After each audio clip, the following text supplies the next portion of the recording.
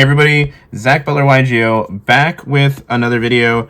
This time I'll be doing the deck profile of the Snake Eyes deck I was using in the combo video that you guys can find before this one. If you want to see the updated combos, because I found much better combos for the Red Dragon Archfiend line, which is what I ended up going with at the YCS, go ahead and give this a like. When it gets to 50 likes, we'll go ahead and post some updated combos, and maybe we'll do like a whole nother combo video of like basic combos and some more advanced ones that you guys can learn. This deck was really solid. I went X3, unfortunately. I ended up losing around 10. I lost to an opponent playing all of the the take cards, like Mind Control, Change of Heart, things like that, which was unfortunate. He had more cards to take my stuff and to break my board than I had Engine. I also lost to Aaron McGinnis. Shout out to him. He used the Midnight Early line, which was pretty cool. He's a friend of mine, so getting to see that was pretty awesome. Pretty sure you knew about that beforehand, but I'm going to take credit for it anyways. Feel good inside. And then my other loss was to just drawing a hand of all non-engine to his all gas in game 3. Shout outs to that guy as well. Everybody was super nice. I even got to see other players using this combo. Shout out to Jibril. He made top 32 with it. Shout out to a couple of my opponents who were using the Hot Red lines as well as the Omega lines. And shout outs to everybody who came up and mentioned that they saw the videos or things like that. It was really nice. So I'll show you guys my build. There's definitely some stuff I think that going forward I would have changed, or even going back I would have changed, and I'll talk about that as we go. So let's just jump right into it. So first, of course, you have your 3 Snake Eye Ash, 2 Snake Eyes Poplar, the 1 Oak, 2 Flamberge. That's pretty normal, I would say, at this point. In the Midnight Early version, you are able to play 1 Flamberge, because your combo only uses 1, which is actually why I like that combo. Although I think I would still play 2, just to have 1 left in deck. But this is what I went with for the Snake Eye Monster lineup. It was really solid. There was a point where I was considering Birch, but I ended up playing the Kashtira cards over that, and I think that was probably better. I don't know. Anyway, moving on. We have the 1 original Sinful Spoils to go with the Snake Eyes engine itself, and then the 3 Wanted and the 3 Diabell Star, the Black Witch, and then the Field Spell as well. Don't think I need to explain any of that. For the Cash engine, this is definitely something I think that was incorrect. Looking back, I don't know if I even should have played it. These ended up being a lot of the worst cards in the deck, but it might have been better if I had done the original ratio I thought of. So I did 2 Fenrir, 2 Unicorn, and 1 Birth. So the original ratio was going to be 2 Fenrir, 1 Unicorn, and 1 Birth. So the reason why you see a 2-2-1 and then there's no Raitsoth is that I was very scared of Droll. I don't like that Droll becomes live against this deck with the Kashtira cards being in them. So I was trying to avoid that. And the reason why there's a 2-2 split is because I found that Fenrir was significantly better going second, but Unicorn was significantly better going first. I didn't want to commit either way to one or the other, which is a giant mistake on my part. I should have just gone one or the other, either like 3-1 or 3-1. I mean, obviously Unicorn isn't bad going second, and Fenrir obviously isn't bad going first. They tend to be better one or the other. So there was that. But these were not the best cards in my deck. They weren't bad by any means. It's just I went to 42, and between the awkward ratios of the cash cards and some of my hand traps, I felt like my deck could have been a lot cleaner. That might have just been laziness on my part. But yeah, so that was that. And then Jet Synchron, and then 1-for-1, and 3 Bonfire to finish out the engine part of the deck. And then for the non-engine, we'll go with the hand traps. You've got 3 Ash Blossom, 3 Effect Veiler, and then 2 Droll and 2 Mourner, as well as the 3 Imperm. So this is one of the parts where I was saying that the ratios might not have necessarily made the most sense. I think if I was going to go with Droll, I needed to either commit entirely to it or just not go with it at all. I think the 2 didn't really make sense. 2 Mourner is not necessarily the worst. It's got the narrowest application, so that's fine. But Droll was kind of hit or miss. I think probably like if I ran it back and I had the exact same matchups, I probably wouldn't do Droll again. Like even in my Fire King matchup, that was my third loss, was the Fire King matchup where I just didn't draw the appropriate hand traps and he just drew like all gas. It just wasn't, it didn't shine because I never really got to see it, but that's also because I only played 2. So, you know, lesson learned there. And then the last cards were the 3 Triple Tactics Talent. I've been a big proponent that this card should be played at 3 in every Snake Eye deck. Just because, like, with everybody doing hand comparisons, I think the information you get out of this, as well as the cash cards, you just get so much free information and so much control over your opponent's plays that it was too good not to.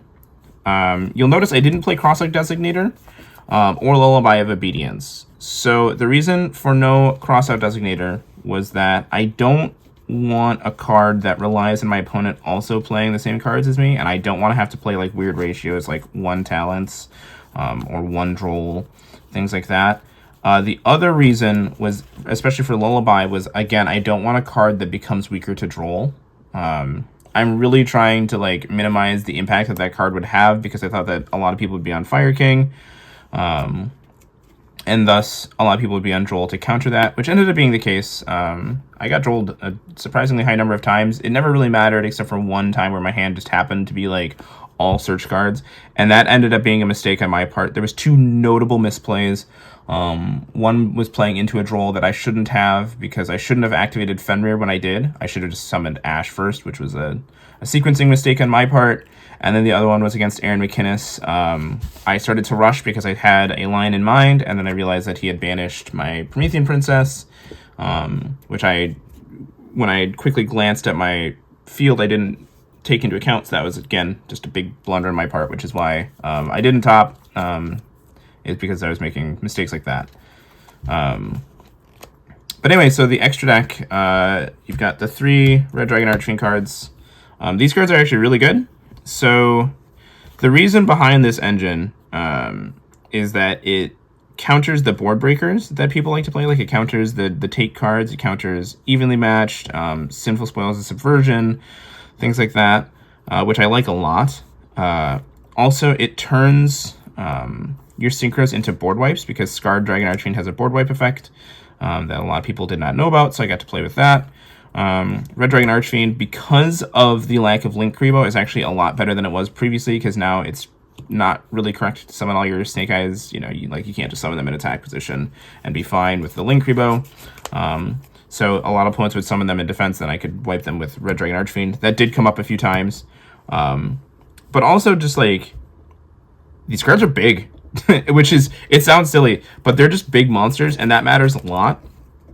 I liked this engine a lot. I'm not sure if I would have liked the Dispat or Omega lines better. There were better ones that I learned right after posting that video that maybe I would have preferred, but I really found that this was just a strong package, especially going second. Scarred Dragon Archfiend was such a high pressure card, which if you watch my previous Snake Eyes profile where I talk about tempo cards and cards you have to just answer because they're such high value cards, this falls into that category of just high value cards that when you summon it, your opponent has to deal with it.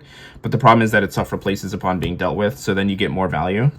The Red Dragon Archfiend Abyss effect to summon back a tuner did come up once, where I brought Jet back with Oak and then synchroed into this. I attacked, did damage, brought back the Jet, and because I had the field spell, it let me OTK, which is really cool. So I like that package a lot.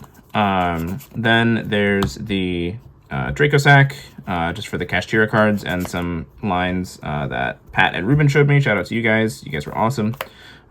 SP, IP, Dark, and Hida.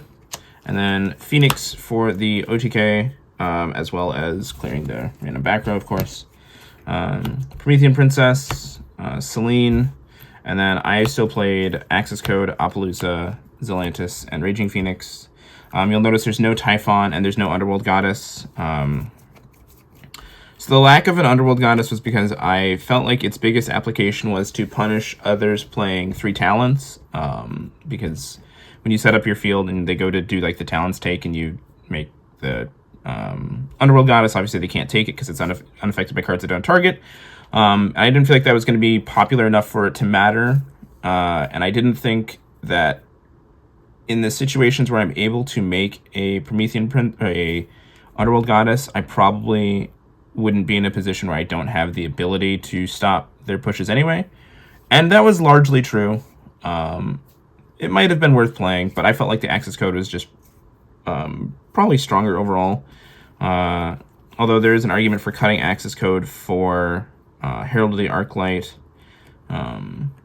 if you do like the Omega stuff, because you can do Herald of Arclight and all that stuff. I think what else. The reason for no Typhon was that I felt like going second with the heavy hand traps and then all the cash cards and stuff like that, they're not really often going to have enough of a field to where Typhon's going to be too particularly useful. And if people were on the Pit Knight early line at all, Typhon loses a lot of value there, so I didn't want to walk into that. Because generally the reason that line even works is because you're just extremely patient. Typhon ended up being very good, though. Over the weekend, I watched other players use it, and I think if I could have found room for it, I probably would have played it. But that was the extra deck. It was really solid overall. I used every card in here like a ton, which was very good. And then the side deck, I sided 2 Druis Worm and 1 Magnamut. Maybe I should have sided more. I played against 2 Voiceless Voice. And even in the mirror match, it's still not terrible because you can mess with their IPs. And if you know that they're doing the Red Dragon stuff, you can get extra value there, which is pretty cool. These were all right. They weren't like anything crazy, but they did their job. I sided 1 Kurikara. It came up once in particular where against my Voiceless Voice opponent, they summoned and did all their effects, and I Kurikara. Oh, and I actually came up in the mirror match where I got to mess up their field and then OTK with it, which was really cool. So I liked having that in my side deck a lot. Then there was double Cosmic, double Lightning Storm, and Duster. So this was because I wanted to have 5 back row removal cards when I went second to give me the highest, like to give me a good chance of opening up with one. It goes over 50% to open up with exactly 1 if I'm going second, which is really good. I liked it a lot. Again, I probably could have like cut the Cosmics, honestly, because I think I overvalued Fire King. I didn't realize exactly how many people would have like just decided that the Omega Dispatter line was just insane. So yeah. And then I cited 3 Droplet. This card was really good. It was my board breaker of choice.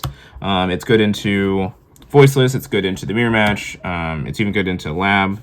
Helps dodge everything, so I liked it a lot. I think it was just the best option of all of the ones that I was considering. Like this could have been evenly and stuff like that, but I felt like this.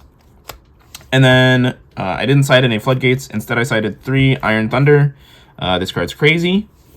So if you don't know what it does, it can, when an opponent, or when a spell card, trap card, or monster effect on the field is activated, it specifically has to be on the field, you pay half your life points, you negate the activation, you destroy the card, and then you destroy every other card in the spell and trap columns or monster columns of that card.